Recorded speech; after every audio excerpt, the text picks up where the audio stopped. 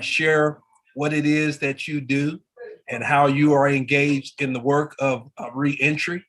And we're going to have a discussion centered around reentry and the importance of reentry. So we always start with ladies first. So Dr. Washington, would you please introduce yourself? My name is Latrice Washington, and I have my PhD in American government, public administration, electoral politics. And I am a tenured professor at Otterbein University. I've been employed there for 21 years. I teach all things politics.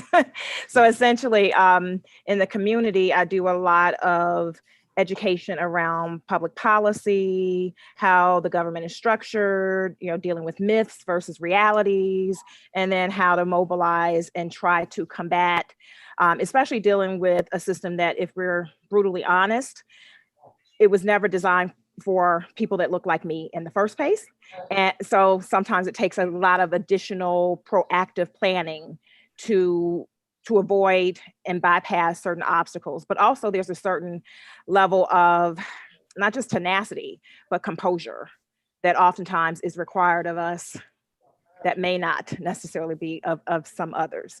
I also work and volunteer my time with an organization called Central Ohio Parent Leadership Institute, where we take individuals who are parents in the community. We believe parents are already leaders in their homes, and we're teaching them various skill sets so that they can create their nonprofits, their programs, so they can go out into the community and address needs that they believe are there.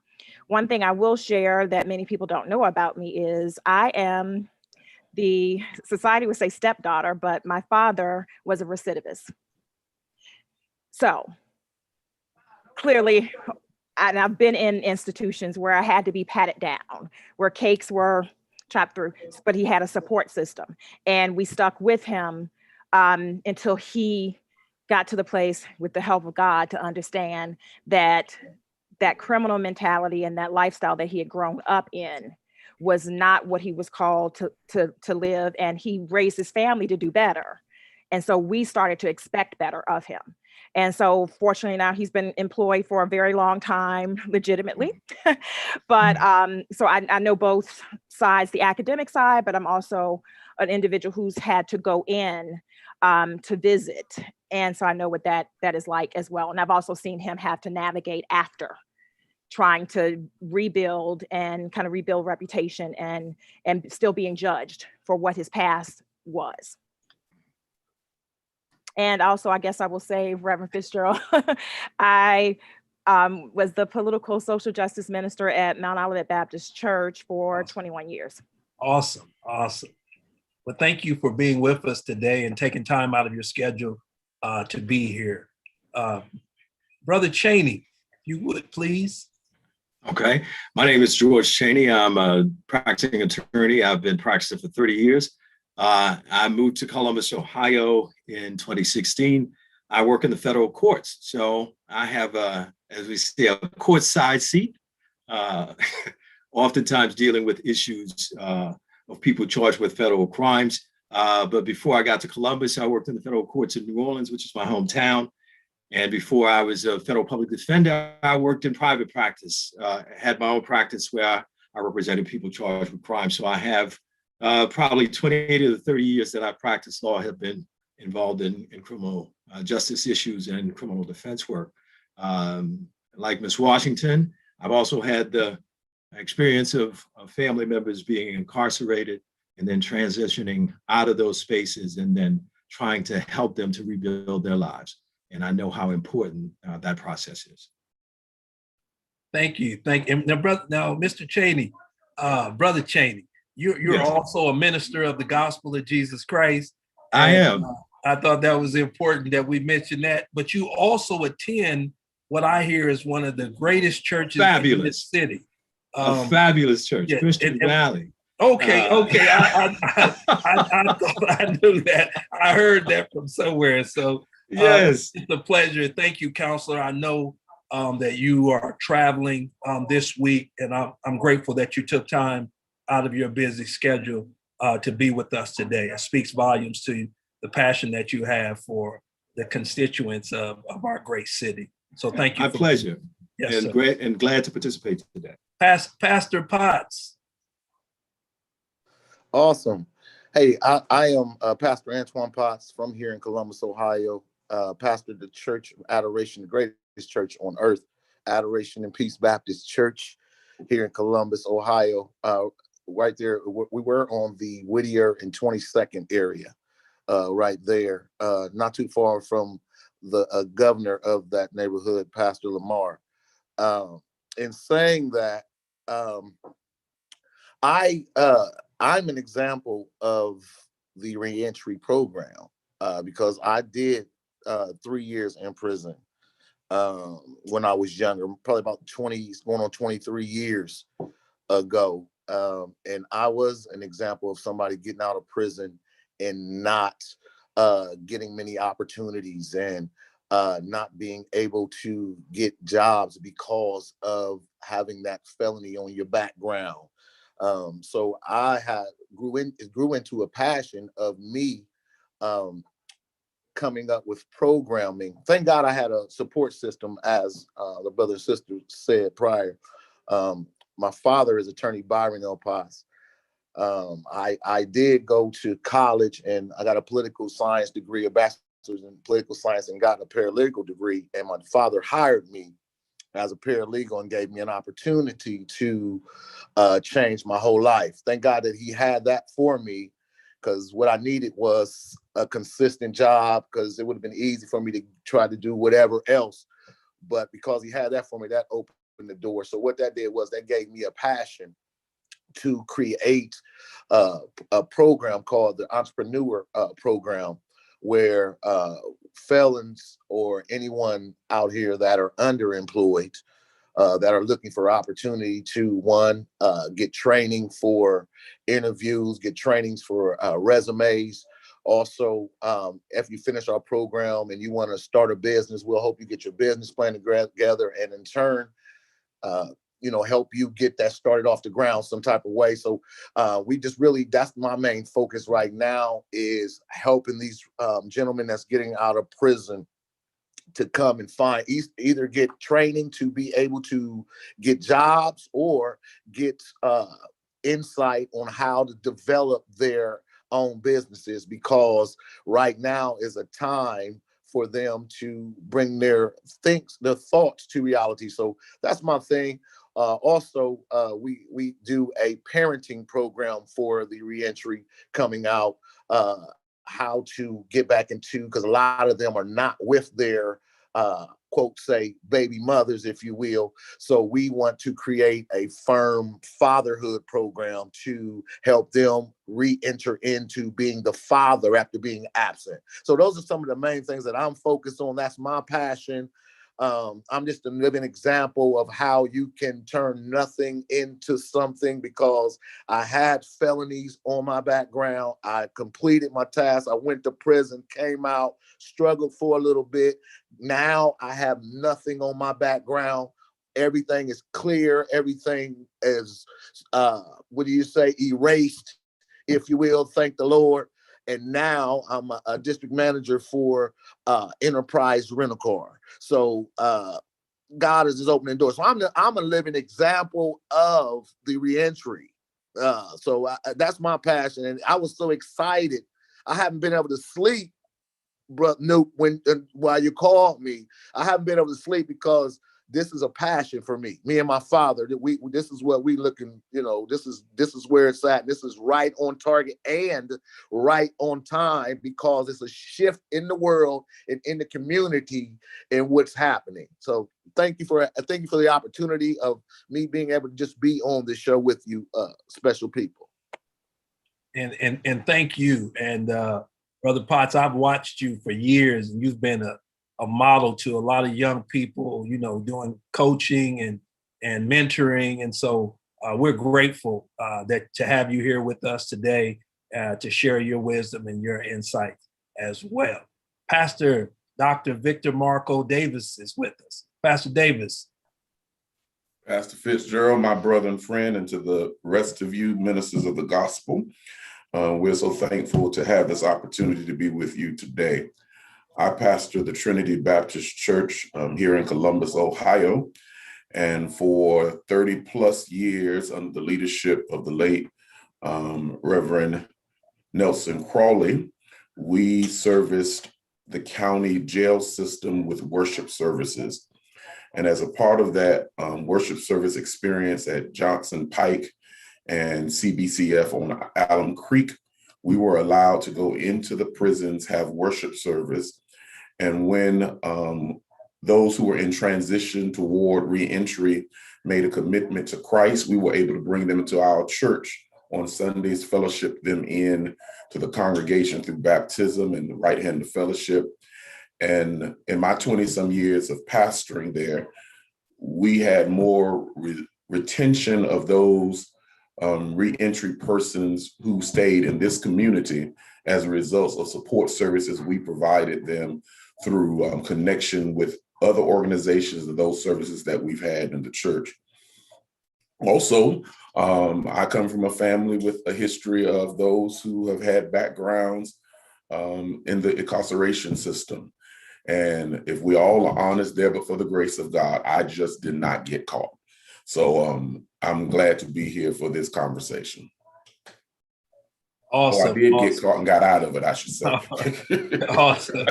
Yeah, but it's awesome to have you here with us, Pastor Davis, and we're so appreciative to what you mean to our community and the wonderful work that you and the wonderful people of the Trinity Baptist Church are doing, feeding those and being there, answering the call that Jesus made to us to take care of those who are less fortunate and feed the hungry and clothe the naked.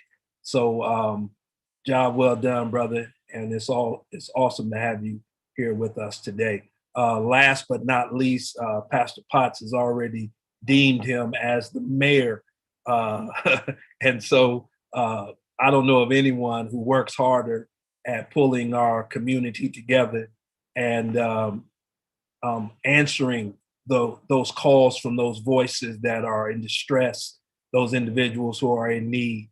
And so I'm following his lead because he's been doing this for a very long time, and it's not for form or fashion, but it's definitely his passion and his calling. So Pastor Lamar, please share with us today who you are and what you're doing in our city. I'm humbled, Dr. Fitzgerald, and all of my brethren and sisters that's on this call. I've been pastoring here in the city for 24 years, south side of Columbus, Family Missionary Baptist Church. And I grew up in Columbus on the east side, went to East High School, but been pastoring since 1997. And ever since 1997, this was my passion to do outreach. And we've been doing outreach, connecting with the courts, mainly with the juvenile courts and with the jails, county jails, and being clergy in both of them. My ministers being clergy in both of them. We started what is called Ministries for Movement. And Ministries for Movement is a movement to try to change the conditions of life on the South Side. We say we are the quarter of the South Side. Anything come to the South Side, we got to know about, and we've got to give you a pass, whether you're gonna come and stay on the South Side or whether you're allowed to be on the South Side. And don't nothing happen on the South Side unless we know about it. I've developed a relationship with many people who are in prison. There's those who I've counseled to turn themselves in, and they're doing time now. I stay in contact with them, and we really try to move our movement. The Ministry for Movement is a movement. It's derivative from Tulsa, Oklahoma, where O.W. Gurley founded Black Wall Street, and he founded on the 4 principles of resource, relationship, reviving, and redemption. We take those same principles and those same colors, and we incorporate that into reentry. So everyone that comes out, we try to help them with resources. We try to help them in relationships, try to help them with reviving, and mainly we try to help them with redemption and understand with the foundation of God, everything can change. And we as a church like to wrap our arms around them and advocate for them to do the best that we can. And, that's me. Well, awesome, Pastor Lamar. Thank you so much for taking time out of your schedule. I know that you're always being pulled in different directions, but it means the world to me that you took time to be here today, because there's individuals like you who bring credibility to the stance that we're taking today as we pause and bring to the forefront the importance of the reentry work. Our theme for this week is Cast Not Thy Stone, and that's taken from John chapter 8, verses 1 through 7. And for preachers who don't have their sermon for Sunday, this would be a great sermon topic. But it's the story, where they bring this woman who's caught in adultery to Jesus, and Jesus is writing in the sand. And when you do a little deeper study, it tells you that he's catagraphing. He's actually writing out their individual sins. And then he says to them, they ask her, what should we do with her? And Jesus replied, let he who is without sin cast the first stone. And so we use that today because when we really take a close look at reentry, there's not very many people who have taken that bold step like all of you to say that I'm going to stand with those who've made mistakes. I'm going to stand with those who need support, whose voices have been taken away, who need a voice. I'm going to stand with those who paid their debt to society, who deserve a second chance to live the best life that God has planned and designed and purposed for them. And there's this negative connotation and perception that the community has of reentry. And so I want to raise a provocative question today. And I want you all to give me your input on this topic. Why aren't more people from the faith community? I'm just talking about the faith community. Why are there not more pastors, ministers, preachers, evangelists? Why aren't there more individuals who have engaged in the work of reentry? And how do we change the perception of what reentry is all about? How do we remove the fear from the community for those who are coming back into their communities, who have been transformed, whose lives have been changed, who are not the same individuals that they were when they left, but they came back better? Okay, how do we change the perception of the community? And why aren't there more people of faith involved in this work of reentry? Pastor Fitzgerald, if I may. Yes, sir. Let me break that down into two separate questions, rather than it be in conjunction question. Okay. I will yes, address your first one first to the best of my ability. You ask, why are there not more faith leaders involved in reentry? I think the question ought to be to celebrate those who are involved. Everyone's, if we look at what Jesus said about the body of Christ, everybody has their role and their passion, but we all work together within the body. And one of the challenges we have is oftentimes folk who are not gifted to do something attempt to do it. and for example, Brother Antoine is gifted because he has experience in the system. Pastor Lamar is gifted because he has relationship with persons who have been a part of the system. It's not a passion for me, but it's a part of the arms of my ministry, because I have a passion and love for people and their continuous redemptive life, regardless of where they come from. If it's from the streets, if it's from homelessness, if it's from divorce, if it's from family issues, even if it's from being incarcerated, that's a part of the redemptive process that I'm committed to helping them out. So I think we need to celebrate those and we pastors need to be mature enough that if we are not equipped to minister to a person's needs, say to them, listen, go to Christian Valley. They have a strong reentry program there that can help you in your life, or be mature enough to share and partner in ministries that you go over there and get the assistance. For example, we have our BYOB, which is Breaking the Yoke of Bondage, AAA, and several persons from the community come to our AA. They're not members of my church, but they get the services that we provide. That's one thing. I think we need to celebrate those who are doing it and recognize. Pastor Davis, let me take a page from Kahari and Nahari.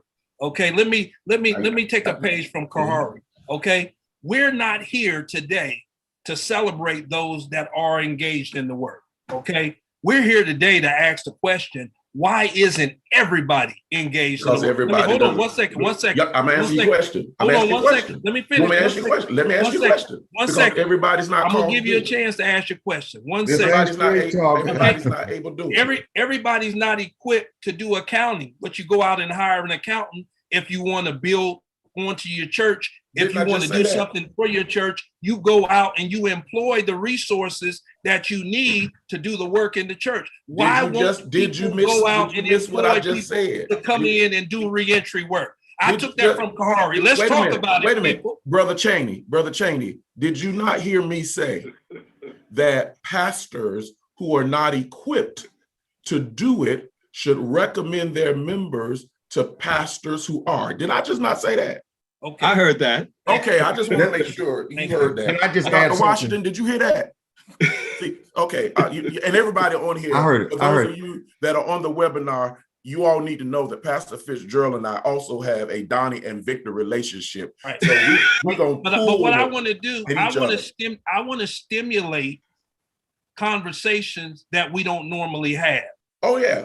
Because reentry affects every community the same way that sin does.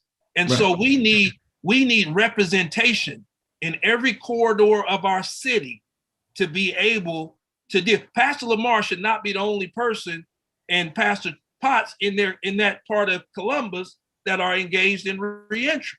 Dr. Fitzgerald, can I say something? Yes, can I just add something? Back probably about 7 years ago, the Baptist Ministers Alliance, which makes up ministers of all of our churches, we sent about 30, there's probably about 30 ministers from every church, from Trinity, from Pop's church, but it was a Christian church at the time. We all went down to Orient, and we registered because everybody wanted to take part in reentry. They got us our IDs and everything. Then we went on to take those same IDs to go to the different organizations. They didn't even honor them. There's so many hoops and everything that you have to go through. So wait a minute. If we went to Orient, we make it clear, Pastor. Make it clear, Lamar, when you say they didn't honor it, meaning the system, right? The system. Honor it. We went to Orient, and Orient is supposed to be the hub to all of the institutions. We went through all of the backgrounds and everything. Had our license and everything shown. Got our picture ID. I went from Orient to Lebanon, and they wouldn't even honor. They wouldn't even honor the same ID that I got at Orient, and it's all in the Ohio system. So when you reach roadblocks and everything like that, it frustrates you. Say, wait a minute, look, Amy, I ain't got to go through all this. So it was about 30 of us. So I'm saying I think there need to be some kind of collaboration with the prison system. Being a little bit lax to the churches, so then the churches can get, when you got to send people and people got to go through hoops and have their background, go through some kind of federal investigation and all these things just to go and minister. I think it makes it difficult when people say, well, I don't need that. Let those who's getting paid do that, because if they got to go through all that, I just think when people are volunteering, there ought to be some kind of access to do the thing that you want us to do.